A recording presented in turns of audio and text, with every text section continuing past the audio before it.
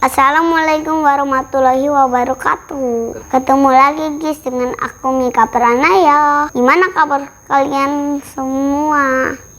Baik atau tidak? Semoga sehat semua yang di rumah. Nah, kali ini kita mau dongeng lagi guys. Kemarin kan aku udah cerita maling kundang. Sekarang aku mau cerita sebuah cerita yang sangat jauh. Cerita ini asalnya dari negara Jepang guys. Kamu tahu kan negara Jepang? Nah, kita langsung aja ya ceritanya. Ini adalah cerita Isun Boshi. Mari kita mulai.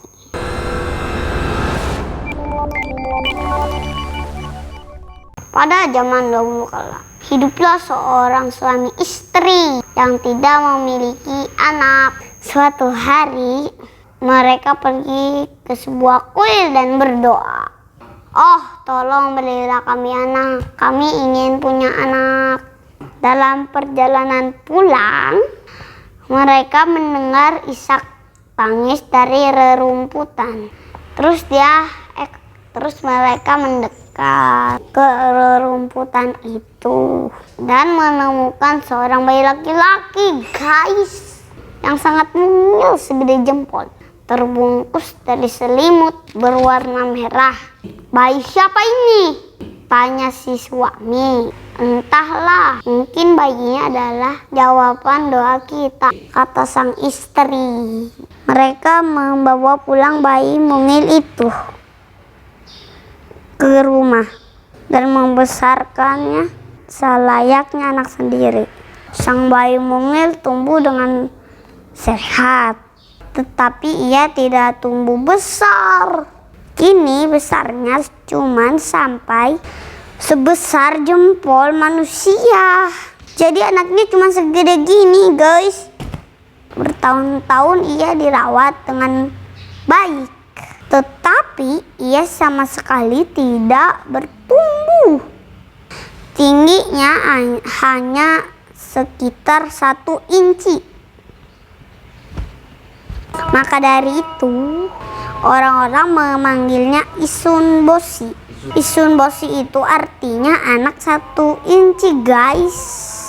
Hari berganti hari, Isun Boshi bertambah dewasa. Kemudian datang kepada ayah dan ibunya. Isun Boshi bilang, dia pengen merantau. Tapi nak, di luar itu begitu sulit. Apa kamu yakin bisa menghadapinya? Tanya ibunya. Saya akan berusaha supaya saya sukses dan bisa membahagiakan ayah dan ibu, jawab Isun Boshi. Tapi kan badanmu kecil, nak. Kamu masih terlalu kecil untuk pergi keluar. Itu sangat berbahaya. Nunggulah kamu sampai menjadi besar, kata ayahnya. Tapi Isun Boshi bersikeras dan tetap ingin pergi. Ayah dan ibunya pun tidak bisa melarang. Sambil menangis, mereka meneteskan air mata. Tapi melihat kegigihan Isun Boshi, akhirnya ayah dan ibunya pun merelakan kepergian Isun Boshi. Isun Boshi pergi berjalan jauh sekali sampai ke sebuah sungai. Ia menaiki mangkuk nasi yang diberikan ayah ibunya untuk merangungi sungai. Terus ia menggunakan sumpit untuk mendayung. Gini ya guys. Lama ia terkatung-katung di sungai tersebut hingga tiba-tiba muncul seekor katak yang menabraknya. Perahu Isun Boshi jadi terbalik. Untunglah Isun Boshi bisa berenang. Ia berenang menuju ke tepi sungai. Ternyata di sana ada rumah besar. Isun Boshi mendekati rumah itu, dan betapa bagusnya rumah itu. Isun Boshi berjalan ke pintu depan dan berteriak memanggil-manggil, "Assalamualaikum." Lalu seorang pelayan keluar dari pintu. Lah, tadi siapa ya yang bilang assalamualaikum? Kok nggak ada orang? Isun Bosi nggak kelihatan, guys. Hei, aku ada di sini. Di bawah ini, di bawah. Pelayan itu melihat ke bawah, tapi iya, hanya melihat sepasang sandal. Setelah beberapa saat, pelayan tersebut menemukan manusia kecil di sebuah sandal. Pelayan itu sangat kaget, guys. Ia langsung berlari dan menceritakan kepada tuannya. Pemilik rumah pun penasaran dan ingin melihat Isun Bosi. Halo kesatria kecil, apa yang kamu lakukan di sini? Tanya si pemilik rumah. Saya sedang mencari pekerjaan. Maukah Anda menerima saya? Jika Anda menerima saya bersedia jadi pengawal Anda. Memang saya memiliki badan yang kecil, tapi saya dapat bertarung dengan menggunakan pedang saya, kata Isun Bosi sambil menunjukkan jarum. Jadi pedangnya jarum ya, guys. Yang punya rumah cuman bisa ketawa doang, tapi dia punya ide nih, kata tuan rumah. Baiklah, kamu diterima di sini. Hanya saja bukan menjadi pengawalku, tetapi teman bermain untuk putriku, kata tuan kepada Isun Bosi. Isun Bosi pun menjadi pengawal sang putri. Lama-kelamaan mereka menjadi teman. Mereka membaca buku bersama, bermain bersama tiap hari. Bahkan sang putri membuatkan sebuah tempat tidur untuk Isun Bosi dari kotak perhiasan, guys.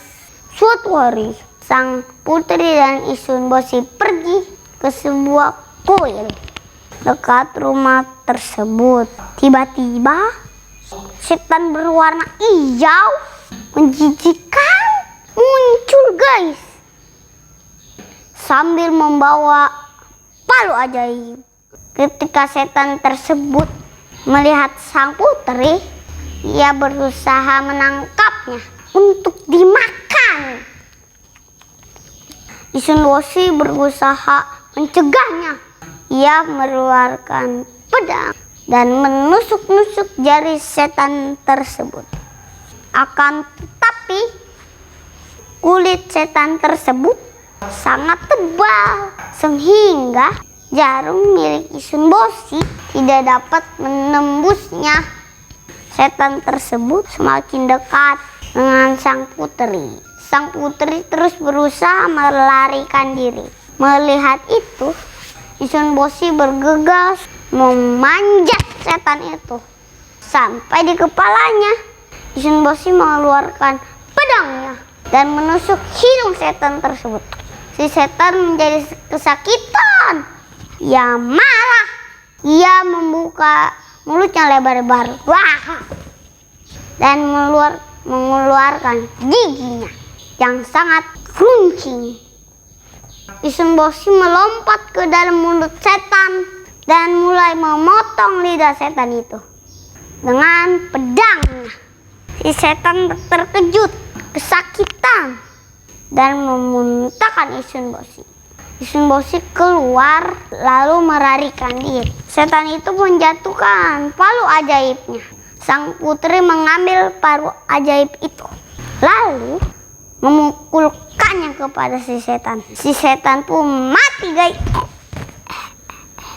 Lalu sang putri sangat berterima kasih sama Isun Bosi. Isun Bosi, terima kasih ya, kamu udah menolong aku. Nah, ini adalah palu ajaib yang bisa mengabulkan permintaan apa saja. Nah, sekarang kita bisa membuat permohonan, kata sang putri. Sang putri menggoyangkan palu tersebut sambil memohon, tolong membuat Isun Bosi membesar. Setiap kali palu itu digoyangkan, Isun Bosi bertumbuh 1 inci.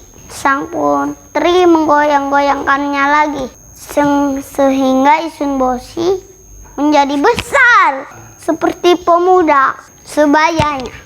Mereka sangat senang melihat Isun Bosi yang sudah menjadi besar. Sang putri pun menjelaskan apa yang sebenarnya terjadi kepada ayah dan ibu. Ayah ibunya sang putri sangat berterima kasih kepada Isun Bosi.